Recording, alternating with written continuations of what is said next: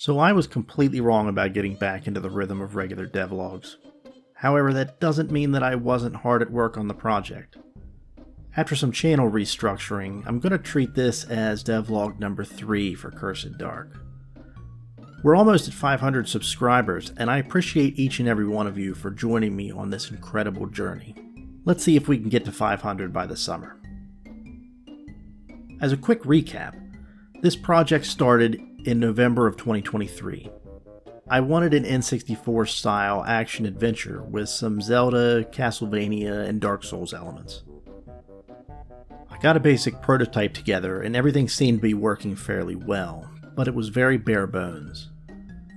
I continued through 2024, periodically increasing my game dev knowledge, tinkering with new things, and some things that should not have been forgotten were lost. At the beginning of this year, I knew I had to rekindle my passion. I rebuilt the project in Unreal version 5.4, hoping to use my 3 years of learning to create a cleaner, better foundation, migrating certain systems over from the old project as necessary. I toned down the scope, removing some of the RPG elements that I had planned: classes, parrying, critical hits, ability scores, stamina, in favor of a more traditional adventure game. Although some things might creep back in later, I'm not at all worried about them right now. I'm currently using 5.5 and may even jump to 5.6 once it releases if there's enough reasons to take advantage of. On February 19th, I started a log of everything I do. It has been really helpful to see a list of accomplishments every time I sit down to work. Until recently, I've been solely focused on mechanics, without any thought for graphics. So this won't be a flashy devlog, but here's what I've been up to for the past 5 months. Let's start with the main character. Although it's a fairly recent addition, he'll be in most of the video, so I may as well discuss it first. I used Blender to model and texture him.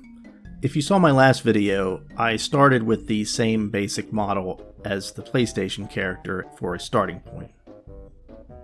I tried using a texture atlas, one image to texture the whole model. At some point I had picked up Auto Rig Pro, which let me rig the same skeleton as the Unreal Mannequin. Adding an actual character into the scene provides so much inspiration over the default model. It really started to feel like more of a game. At some point I'll go back and give him some more polish, but the core idea is there. His scarf is actually also a skeletal mesh, allowing it to be a physics object and move along with the model. No animations needed. Much of the character is the same from the first iteration of the game. He has a combo attack, now complete with a weapon trail. He can climb walls, roll, swim, push objects, and lock onto enemies. One button is used for both the rolling and interacting with objects. Interacting will take priority if there is something near the player. Also, if the player is hit by an enemy, he will flash and become invulnerable for 2 seconds. I've added game time as a blueprint component onto the game state. This will keep track of the total time in the game. I've squished real time into game time as 24 minutes, 12 for day and 12 for night. Although it's not perfected, a day-night manager will use this game time to adjust lighting and revolve a sun and a moon around the scene. Since I'm not using any actual lights in the game, I currently have a post-process material to tint the screen at the given times to sort of fake sunset and nighttime. The component will read whether or not the level is exterior to load this lighting. I also changed the compass that was in the middle of the screen, placing it into a smaller UI element that gives you an idea of the time of day. I tweaked my saving system. Anytime a new level is loaded, the player character that you're controlling is destroyed, and a new one spawns once the new level is loaded. Things like health, abilities, and inventory are all reset to their defaults. The game instance, however, stays loaded as long as the game is running. So on a level transition, all information is passed from the character to the game instance, and then back to the new character once the level is loaded. At a save point, the information is passed from the game instance to the save file, ready to be loaded back in when the saved game is started. So the game instance acts as sort of a middleman between the character and the save file.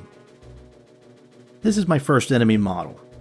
I took a free skeleton from Turbo Squid and really decimated it in Blender, replacing the limbs with basic cylinders, adding some more ribs, and changing the head quite a bit.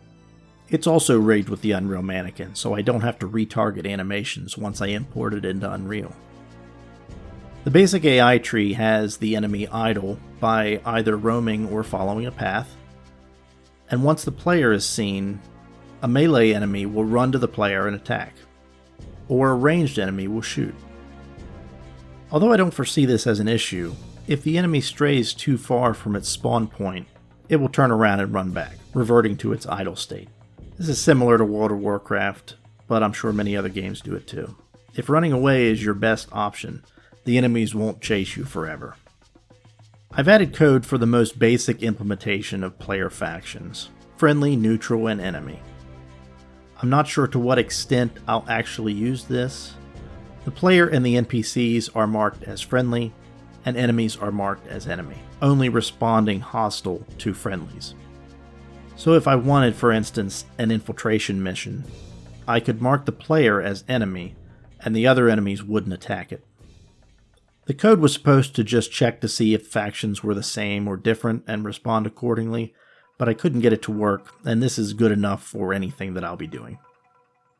I learned how to use Common UI. It's a bit different than the default UMG system that Unreal has.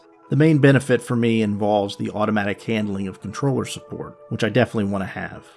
It took a bit of explaining, but I got down the basics, and now most of the UI is handled with this system.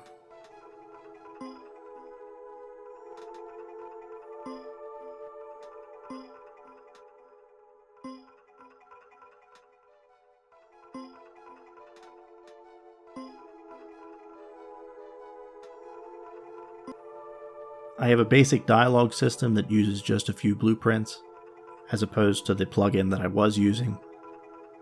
I'm still not sure if it'll make it into the final game. This box will spawn a random number of enemies from whatever enemy types I tell it to use. Currently it's set to only do this at night.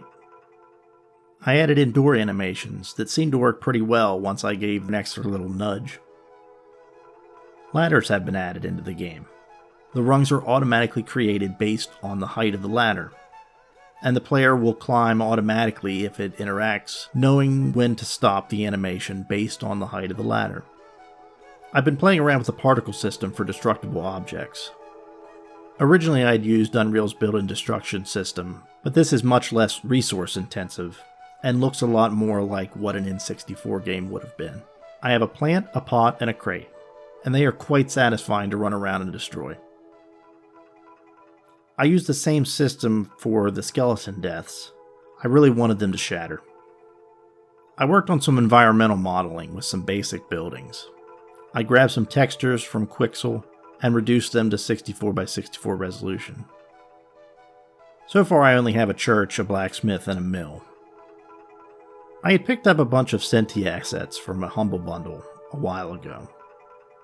Although they're low poly, they have a specific look with a bunch of single colors and dents everywhere. This definitely doesn't match the look I'm going for, but I wanted to see if I could use them. I imported them into Blender, decimated them, and retextured. Whether this is quicker than making something like this from scratch, I don't know, but I'm liking the finished look of them, so we'll see how things go.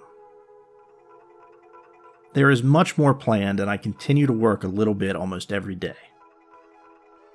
For now, I better get back to work. Until next time, always remember to carry a light into the darkness.